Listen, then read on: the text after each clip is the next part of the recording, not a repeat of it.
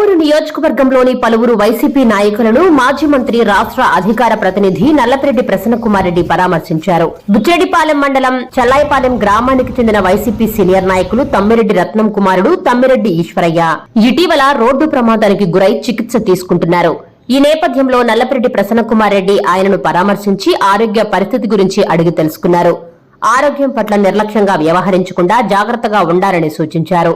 కొడవలూరు మండలం ఎల్లాయిపాలెం గ్రామానికి చెందిన వైసీపీ సీనియర్ నాయకులు విజయ డైరీ మాజీ డైరెక్టర్ విశ్వనాథ్ సునీల్ కుమార్ రెడ్డి ఇటీవల అనారోగ్యం కారణంగా మృతి చెందారు. ఆయన కుటుంబ సభ్యులను పరామర్శించి వారికి ధైర్యం చెప్పారు. నెల్లూరు జిల్లా విజయ డైరీ చైర్మన్ కొండ్రెడ్డి రంగారెడ్డి, మాజీ డీసీఎంఎస్ చైర్మన్ వీరి చలపతిరావు, మండల అధ్యక్షులు చెర్లో సతీష్ రెడ్డి, వైసీపీ నాయకులు కనిసరి వెంకయ్య, వైసీపీ యువజన విభాగం అధ్యక్షులు కోవూరు రాఘవ తదితరులు ఆయన వెంట ఉన్నారు.